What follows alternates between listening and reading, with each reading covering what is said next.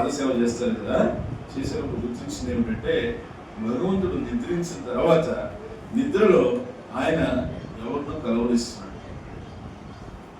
ఎవరిని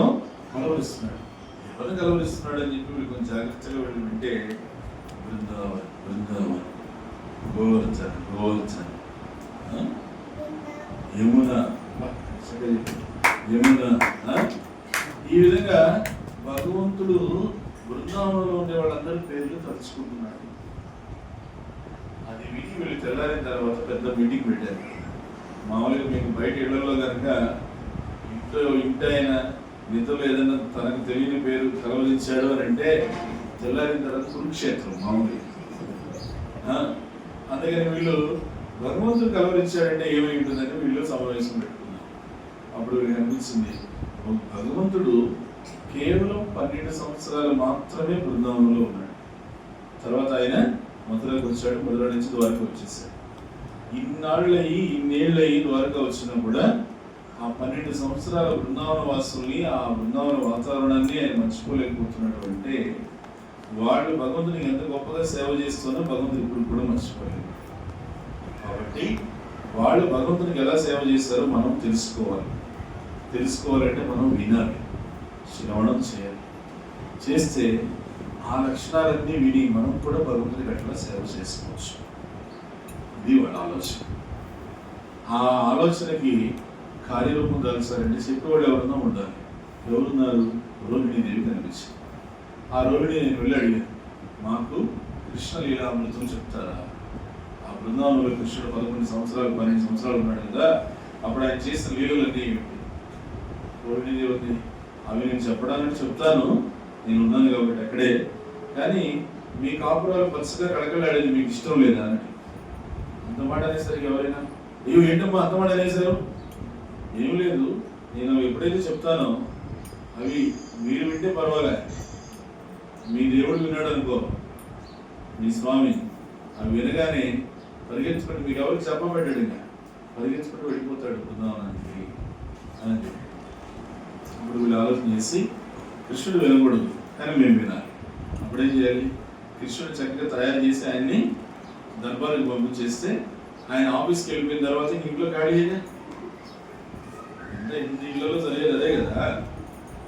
దున్నే హడావుడి, ఇంట్లో పిల్లల్ని స్కూల్కి పంపించాలి, ఇంటి ఆయన్ని ఆఫీస్కి పంపించాలి, వంట చేసి అంతా వెళ్ళిపోయిన తర్వాత ఖాళీ అయిన తర్వాత ఇంకేంటి మనం చేసే పని ఏమో చెప్పండి. చక్కగా భగవద్గీత భాగవతాలు ముందేసుకొని చక్కగా చదువుకుంటూ ఉంటారు, తర్వాత చక్కగా జపం చేసుకుంటూ ఉంటారు. ఊహ చేసేది ఏంటి? చక్కగా ఒంటిగంట రాక్షసుడు ఉంటాడు కదా, ఆయన ముందు కూర్చొని ఇంకా సీరియల్ మీద సీరియల్. ఎంత భగవంతుడు ఇచ్చిన ఎంత విలువైన సమయాన్ని మనకి తెలుసు. అక్కడ జరిగేదంతా కూడా కపటం అని, అక్కడ జరిగేదంతా కూడా విద్య అని మనకు తెలుసు. తెలిసినా కూడా మర్చిపోయి చూడాలి. కానీ నిజంగా అదే కథలు, నిజంగా అదే రకమైన చరిత్రలు వాస్తవంగా జరిగినటువంటివి భాగవతంలో ఎన్ని ఉన్నాయి, రామాయణంలో ఎన్ని ఉన్నాయి, మహాభారతంలో ఎన్ని ఉన్నాయి. అవి మనం చదివితే ఏమవుతాయి అంటే వాటి నుంచి మనకి ఎన్నో ఆధ్యాత్మిక సూత్రాలు, నైతిక విలువలు తెలుస్తాయి. అంతేనా? అవి చదివినంత మాత్రాన్ని, విన్నంత మాత్రాన్ని ఎన్నో జన్మల కర్మలు తొలగిపోతాయి.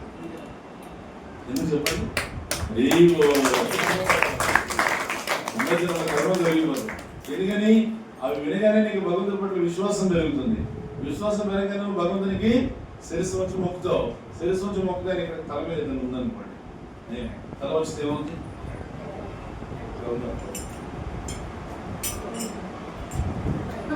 బరువు తినబడి.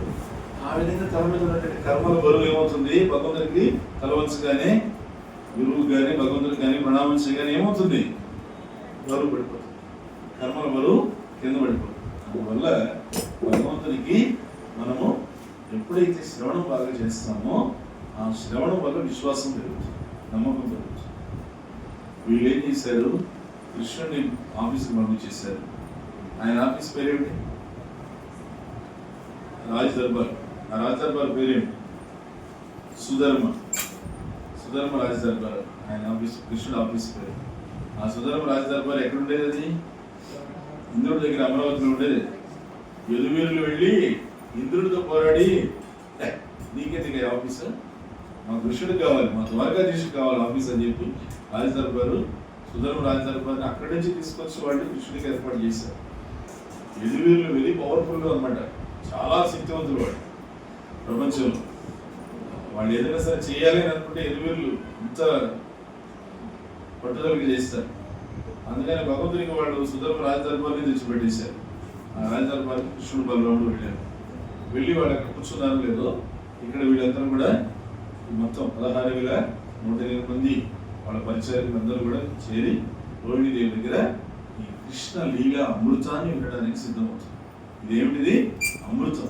అమృతం అంటే ఆ మృతము, మృత్యువుని ఎదిరించే భగవంతుని యొక్క ఈ లీల కృష్ణలీల అమృతాన్ని ఎంత వింటామో అంత మనకి ఇదే చివరి జన్మ అవుతుంది, ఇదే ఆఖరి జన్మ అవుతుందా అవునా? భగవన్నామం జన్మ చేస్తూ భగవంతుని యొక్క ఈ కథా శ్రవణం వింటే ఇదే ఆఖరి జన్మ అవుతుంది. ఇంక మళ్ళీ జన్మ ఉండదు, సున్నా, ఇంక రాదు. ఏ అన్నా సున్నా అవుతుందా కదా? అందుకవుతుంది. ఎన్ని జన్మముల చేసిన పాపము ఈ జన్మముతో విడునన్నా, ఎన్ని జన్మముల చేసిన పాపము ఈ జన్మముతో విడునన్నా,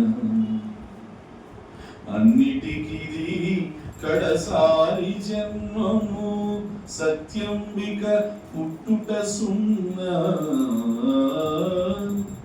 అన్నిటికిది కడసారి జన్మము సత్యంబిక పుట్టుట సున్నా,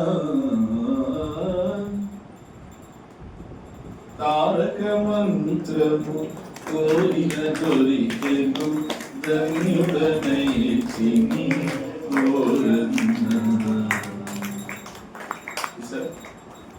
అన్ని జన్మలకి చేసిన పాపం అంతా వెళ్ళిపోతుంది ఈ నామం వల్ల. తారక మంత్రం దొరికింది కదా, ధన్యుడు అన్నా, నేను ధన్యుడయ్యాను, ఖచ్చితంగా చెప్పగలను.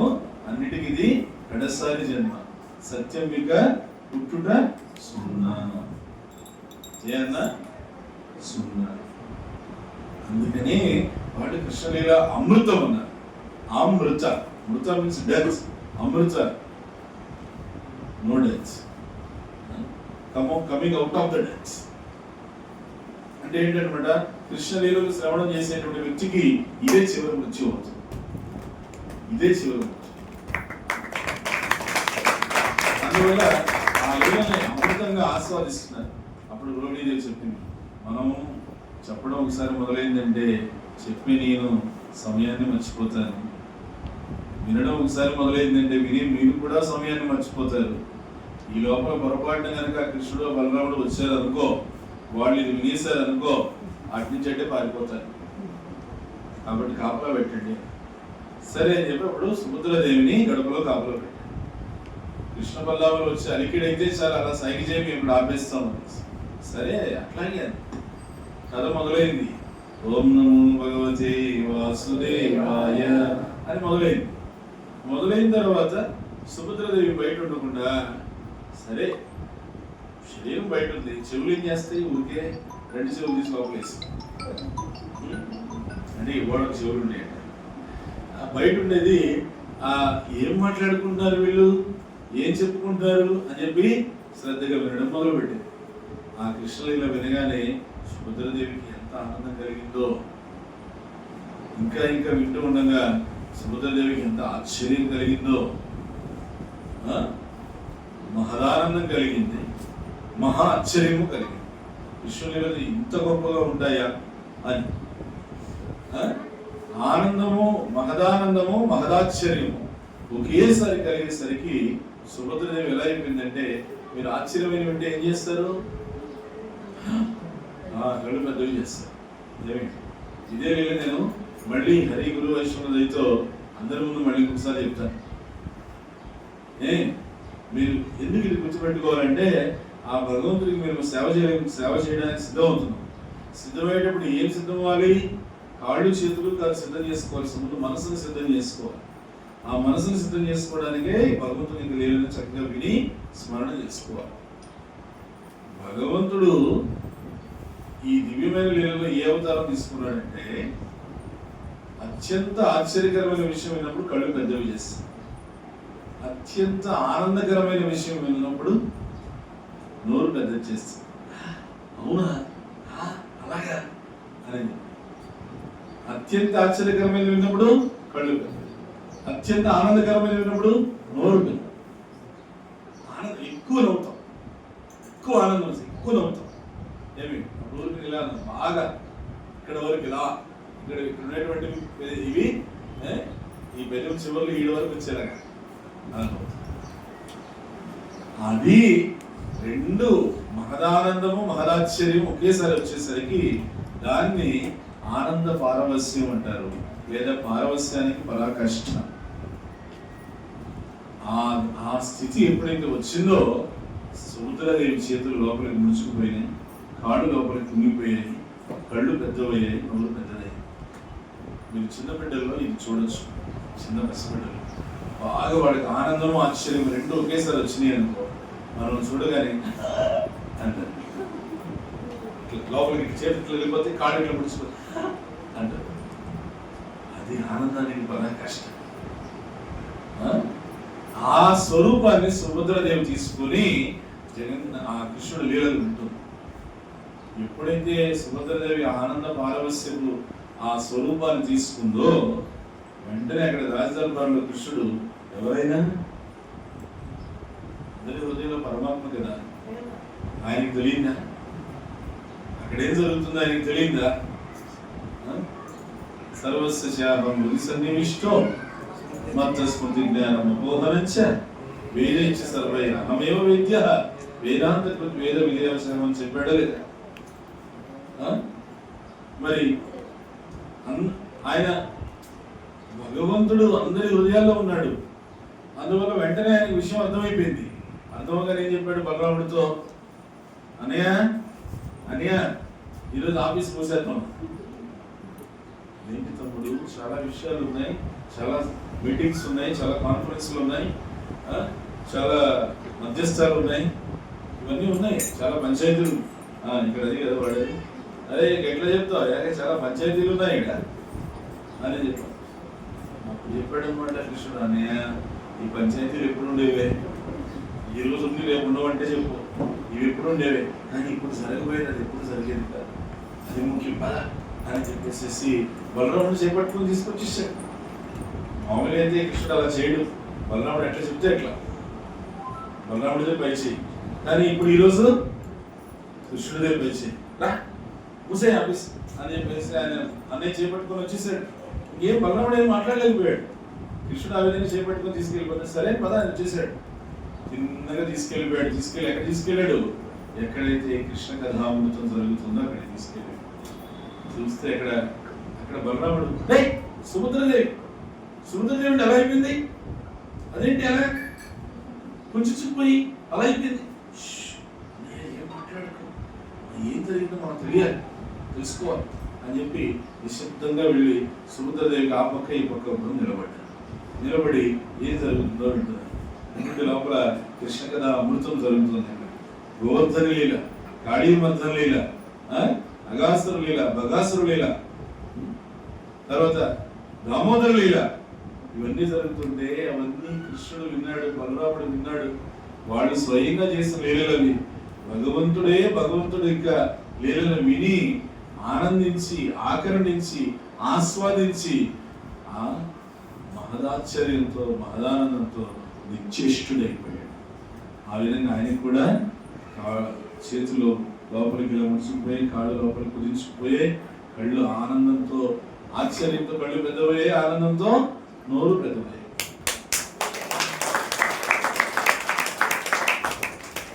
ఆయన కూడా అలానే ఉండిపోయాడు. పక్కన బలరాముడి పరిస్థితి అదే, సుభద్రదేవి పరిస్థితి ఎప్పుడో. ముగ్గురు ఈ విధంగా ఉండిపోయారు. ఇలానే ఉండిపోయి ఇక్కడ కథ జరిగిపోతుంది. ఆ కథ విని ఆశ్చర్యంగా ఇలానే ఉండిపోయారు. ఇంతలో నారాయణ నారాయణ వచ్చారు. టీవీ సినిమాలు బాగా ట్రైనింగ్ ఇచ్చినాయి. వచ్చేసరికి అప్పుడు కృష్ణుడు టక్కన తేరుకొని మామూలు స్థితికి వచ్చేసాడు. మామూలు స్థితికి రాగానే నారదుడి నేను దర్శించాను, అపూర్వమైన దర్శనం. ఈ సృష్టిలో ఇంతవరకు ఎవరు ఇలాంటి దర్శనం చేసుకోలేరు. అందరూ చూశారు లీలావతారాలు, మన్వంతర అవతారాలు, గుణావతారాలు, పురుషావతారాలు. భగవంతుడికి ఒక అవతారం చెప్పండి, ఒక అవతారమా? ఎన్ని? అద్వైతమచ్యుతమనాది మనంత రూపం ఆద్యం పురాణ పురుషం నవయౌవనంచ వేదేషు దుర్లభ మధుర్లభమాత్మ భక్తో గోవిందమాది పురుషం అనంత రూపమైన భాగవతంలో శ్లోకం వస్తుంది. ఈ భగవంతుని యొక్క ఈ రూపాలు కేవలం విన్నంత మాత్రానే మనకి ఏం కలుగుతుంది అంటాం కదా. ఇప్పుడు ప్రపంచంలో ఎవడైనా కానీ ఏ లాభం లేకుండా ఏ పని చేయడు. ఇక్కడికి వచ్చి కూర్చొని చెప్పారంటే నాకేమిటి లాభం, ఇక్కడికి వచ్చి కూర్చొని విన్నారంటే మీకేమిటి లాభం అక్కడ చెప్తున్నారు. పదస్కరణం ఈయనవతారేణ భగవాన్ హరీశ్వరః కరోతి కర్ణరమ్యాణి మనోజ్ఞానీచన ప్రభు. చాలా ముఖ్యమైన శ్లోకం. స్వామీజీ ప్రభుపాదుల వారు క్లాసులో అనేక సార్లు చెప్తారు ఈ శ్లోకం. ఈయనవతారేణ భగవాన్ హరీశ్వరః. ఆ హరి, ఆ సర్వేశ్వరుడు, ఆ భగవంతుడు ఆయన అనేక అవతారాలు తీసుకుంటాడు. ఆయన తీసుకున్న అవతారాల గురించి, వీళ్ళ గురించి ఎవరైనా కానీ కరోతి కర్ణరమ్యాణి, చెవులతో కనుక వింటే చెవులకి రమ్యంగా ఉంటుంది, వినసొంపుగా ఉంటుంది. అంటే చెవులకి ఎంతో మనోరంజకంగా ఉంటుంది, ఎంటర్టైన్మెంట్గా ఉంటుంది. అంతేనా? అంత మాత్రమే కాదు, మనోజ్ఞానీచన మనసుకి జ్ఞానోదయాన్ని కూడా కలిగిస్తుంది. జ్ఞానం ఉదయిస్తుంది నీ మనసులో, అజ్ఞానాన్ని పారద్రోలుతుంది. అజ్ఞానం చీకటితో పోల్చబడింది, జ్ఞానం వెలుగుతో పోల్చబడింది. ఆ భగవంతుని లీలలు వినడం వల్ల చెవులకేమో వినసొంపుగా ఉంటుంది, చెవులకి, మనసుకేమో జ్ఞానం ఉదయిస్తుంది. జ్ఞానం ఉదయిస్తుంది. సూర్యుడు ఉదయించగానే చీకటి ఎట్లయితే పారిపోతుందో, జ్ఞానం ఉదయించగానే లోపల అజ్ఞానం పారిపోతుంది. మనిషికి కష్టం, బాధ ఎక్కడ దేని నుంచి వస్తుంది? అజ్ఞానం వల్లనే. అవిద్య అంటారు, అవిద్య. జీవేర కళ్యాణ సాధనక జగతే ఆసియే మధురనా అవిద్య తీవ్ర తపన రూపే హృద్గగనే విరాజే. జీవేర కళ్యాణ సాధనక జగతే ఆసియే మధురనా. మధురమైన నామం ఈ జగత్తుకి ఎందుకు వచ్చిందంట? జీవులకి కళ్యాణాన్ని ఇవ్వడానికే వచ్చింది.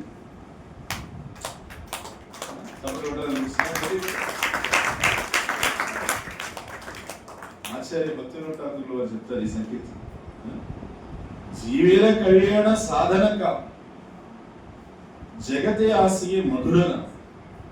మధురనామం ఈ ప్రపంచానికి వచ్చింది దానికోసం. ఈ ప్రపంచానికి వచ్చింది. ఎక్కడి నుంచి వచ్చింది? ఎక్కడి నుంచి వచ్చింది ఇది తెలుసా? గురుకేర ప్రేమధన హరినామ సంకీర్తన. గురుకేర ప్రేమధన హరినామ సంకీర్తన. ప్రతిన జన్మిలో కేనేతాయ్, ప్రతిన జన్మిలో కేనేతాయ్. హరి హరి విఫలే జనమ గోనాయిను. హరి హరి విఫలే జనమ గోనాయిను. భూలోకంలో ఉండే ప్రేమధనం హరినామ సంకీర్తనగా ఈ భూలోకానికి వచ్చింది. నా దురదృష్టం ఏంటంటే ఆ హరినామ సంకీర్తన పట్ల, హరే కృష్ణ మహామంత్రి జపం పట్ల ఆసక్తి, అనురక్తి రావడం లేదు. ఇంకా వీఆర్ భగవంతుడి ముందు మన యొక్క అసలు విషయాన్ని నిజాయితీగా బయట పెట్టుకుంటున్నాం. భగవంతుడి ముందు నిజం ఒప్పేసుకుంటున్నాం. గోలోకుల ప్రేమధనము ఈ హరినామ సంకీర్తన రూపంలో ఈ గురువుగానికి వచ్చింది. నా దురదృష్టం ఏంటంటే రతి నా జన్మీలో, రతి అంటే నాకు ఇంకా ఆసక్తి రావడం లేదు, నాకు ఇంకా జపం చేయాలనేటువంటి అనురక్తి కలగడం లేదు. భగవంతుని యొక్క సంకీర్తన ఇంట్లో నలుగురు ఉంటే ఆ నలుగురు కూర్చొని సాయంకాలం అయితే కాసేపు నామ సంకీర్తన చేద్దాం, రాత్రి నిద్రపోయేటప్పుడు అందరం కలిసి కూర్చొని మన జపం చేద్దాం, ఉదయాన్నే లేవగానే కాసేపు ఒక 10 నిమిషాలు భగవంతునికి నామం జపం చేద్దాం, ఇంకా రావడం ఆసక్తి. టైం ఏమో గంటలు వేస్ట్ అయిపోతుంది, ఎనర్జీ గంటలు వేస్ట్ అయిపోతుంది. చిన్న వయసులోనే పాపం పిల్లలకి చూడండి, చిన్న వయసులోనే కట్టేద్దారు, దృష్టి లోపాలు. ఎందుకు? కలిగిన నైజం ఇది. It is not their fault, it is కలిగస్ టెండెన్సీ. చిన్న వయసులోనే అనేక రోగాలు వచ్చేస్తూ ఉంటాయి. అందుకని మనం సమయం వృధా చేయకూడదు అనేసి శాస్త్రం గట్టిగా చెప్పారు. మేము తిరుమల కొండ మీద పుస్తకం చేస్తుంటాం. చేసేటప్పుడు పుస్తకం భగవద్గీత తీసుకోండి అని అంటే ఏమంటారు? స్వామి 20లో ఎందుకు స్వామి, 60లో కదా అంటారు. 60 దాకా ఉంటావా? ఉంటాను అన్నా కూడా కరోనా లాంటివి ఉండనిస్తాయా? ఇప్పుడు వచ్చింది కరోనా ఒకటే, కరోనా తర్వాత మళ్ళీ ఇంకొక డరోనా వస్తుంది, డరోనా తర్వాత మళ్ళీ ఇంకొక మరోనా వస్తుంది. నిజంగా నేను చెప్పేది ఇది యోగ వాసిష్టంలో ఉంది. నేను చెప్పేది యోగ వాసిష్టం, గురు యోగ వాసిష్టము, లఘు యోగ వాసిష్టం 2 ఉన్నాయి. వశిష్టం అని శ్రీరామచంద్రమూర్తికి చెప్పినటువంటి ఉపదేశాన్ని యోగ వాసిష్టం. రామాయణం 24,000 శ్లోకాలు అయితే యోగ వాసిష్టం 36,000 శ్లోకాలకు మెయిన్. ఆ గురు యోగ వాసిష్టంలో ఈ మాట ఏమంటారు? కలియుగంలో ప్రథమ పాదంలో 5,000 సంవత్సరాలు అయిన తర్వాత ఎప్పుడు ఏ సమయంలో అయితే గోవధ ఎక్కువగా జరుగుతుందో, ఏ సమయంలో అయితే ఆధ్యాత్మిక నిర్లక్ష్యం ఎక్కువగా ఉంటుందో ఆ సమయంలో కర్కోటకి అనేటువంటి ఒక వైరస్ వస్తుంది అని చెప్పి. కర్కోటకి అంటే సూక్ష్మం కన్నా సూక్ష్మమైన జీవి, అంటే ఇది virus, smaller than the smallest. వచ్చి ఒక స్వీపింగ్ చేస్తుంది, ఊడడం మొదలు పెడుతుంది కొంతవరకు. తర్వాత మళ్ళీ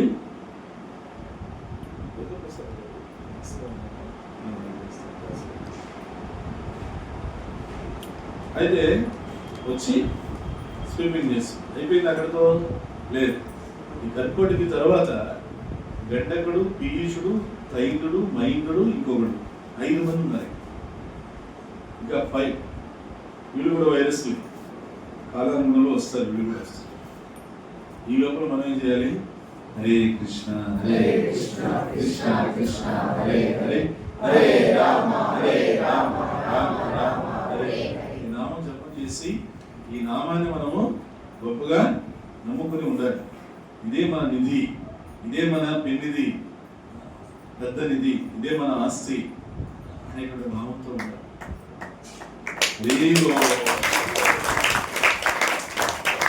మనం చెప్తున్నవన్నీ ఆచార్యులు చెప్పినవి మనం రిపీట్గా చెప్తున్నాం. నేనేం కొత్తగా చెప్పడం లేదు, నేనేం కొత్తగా చెప్పడం. నీ నామమే మాకు నిధియు నిధానమే, నీ నామమే ఆత్మ నిధానాంజనము, నీ నామమే మాకు నిధియు నిధానము. రామాచార్య చెప్తారు ఎంత చక్కగా సంగీతం. భగవంతుడా కృష్ణ, నీ నామే మాకు నిధి నిదానం కూడా. ఇంతకుముందు ఇంత నిదానం లేదు, ఇప్పుడే. కానీ ఇక్కడ సార్ పెద్దవాళ్ళు ఏం చెప్తారు? నిదానమే. నిదానం లేదు. నామం తీసుకున్న తర్వాత కాస్త నిదానంగా ఆగాం, ఇంత నిదానం లేదు. విపరీతమైన కోపం ఉండేది, విపరీతమైన ఉద్రేకం ఉండేది. ఎప్పుడైతే నామం తీసుకొని జపం చేయడం మొదలు పెట్టామో జీవితంలో క్రమేపీ ఆ నిదానం అనేది, ఆ శాంతి అనేది, ఆ నిజమైనటువంటి ప్రశాంతత అనేది మన జీవితంలో చూడగలిగి ఇది ప్రత్యక్షం. ఇది నేను చెప్పేది ఏదో థియరీ కాదు, ప్రాక్టికల్స్. మామూలుగా మనం చదువుకున్న థియరీ ఉండదు, ప్రాక్టికల్స్. ఇది ప్రాక్టికల్స్. ఇది ప్రాక్టికల్ అని మనం చెప్పలా, కృష్ణుడే చెప్పాడు. ప్రత్యక్షం ఎలా, ఎక్కడ చెప్పాడు? ప్రత్యక్షం ఎక్కడ చెప్పాడు? 9వ అధ్యాయం 2వ శ్లోకం. Yes, correct. చెప్పండి చెప్పండి.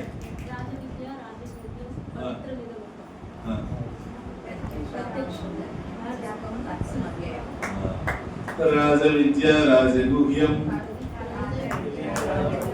రాజ విద్య రాజగుహ్యం, పవిత్రం ఇదముత్తమం, పవిత్రం ఇదముత్తమం, ప్రత్యక్షావగమం ధర్మ్యం, ప్రత్యక్షావగమం ధర్మ్యం,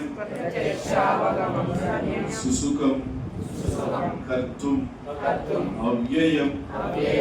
భగవద్గీత 9వ అధ్యాయం 2వ శ్లోకం. అర్జునుడితో ఏమంటున్నాడంటే కృష్ణుడు, అర్జున, నేను నీకు ఇప్పుడు బోధించేటువంటి జ్ఞానం రాజవిద్య, కింగ్ ఆఫ్ ద నాలెడ్జ్. విద్యలోకి వెళ్ళా రాజు అంటే మీరు విద్యల కోసం ప్రయత్నం చేస్తున్నారు. ఇక చిన్నప్పుడు ఏది ఏబిసిడికి పలకబట్టినప్పుడే ఏంటి అంటే అవునా, రాజవిద్య. కానీ ఇది విద్యలోకి వెళ్ళా రాజు. నువ్వు ఏబిసిడి పలకబట్టినప్పుడు భగవద్గీత పఠిస్తున్నావా? ఆలోచన చేయండి ఒకసారి. ఈ మధ్య ఒక కుమార్తెను కోల్పోయాడు తండ్రి. ఆ తండ్రి చాలా బాధతో ఈ మాట చెప్పాడు. ఏమన్నాడు తెలుసా? 20 లక్షలు పెట్టి నా కూతురికి నేను సీటు కొన్నాను, సీట్ డబ్బు కట్టాను. 200 రూపాయలు పెట్టి నా కూతురికి భగవద్గీత కొనియలేకపోయాను. 20 లక్షలు పెట్టి సీటు కొన్నాను, 200 పెట్టి భగవద్గీత కొనియలేకపోయాను. కొనించుంటే ఈరోజు నా కుమార్తె బ్రతుకుండేది. ఈరోజు నా కుమార్తె బ్రతుకుండేది. ఆ భగవద్గీత చేతిలో ఉంటే ఖచ్చితంగా ఇటువంటి అగాయత్యం చేసుకునేది కాదు. అర్ధంతరంగా జీవితాన్ని ముగించేసి అని కన్నిటితో అన్నాడు. 20 లక్షలు కట్టాను కాలేజ్, 200-300 పెట్టి ఒక భగవద్గీత తీసిచ్చి అమ్మాయి చదువున్నాను అని చెప్పేసి ఉంటే ఖచ్చితంగా భగవద్గీత చదివి ఉంటే ఈ స్థితి ఆమెకు వచ్చిండేది, ఇంత మనో బలహీనత వచ్చిండేది. అవునా?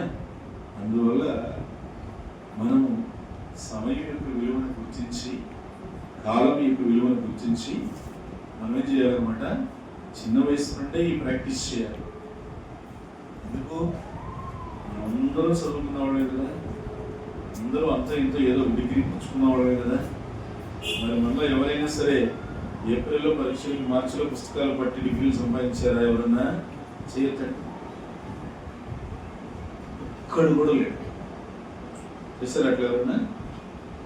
ఏప్రిల్లో ఎగ్జామ్, మార్చిలో బుక్ పట్టి ఎగ్జామ్ రాసి డిగ్రీ సంపాదించారు ఎవరన్నా? మరి ఎప్పటి నుంచి పుస్తకం పట్టావు? జూన్ నుంచే కదా, జూన్ జూలై నుంచే కదా పుస్తకం పట్టు. మరి అలానే జీవిత ఆరంభం నుంచి నువ్వు ఈ బతుకు ప్రాక్టీస్ చేయకపోతే రేపు నువ్వు ఎగ్జామ్ దగ్గరికి వచ్చినప్పుడు అప్పుడు నేను చెప్పిన ఎగ్జామ్ డెత్ అనుకోకండి, అది final exam, super final exam.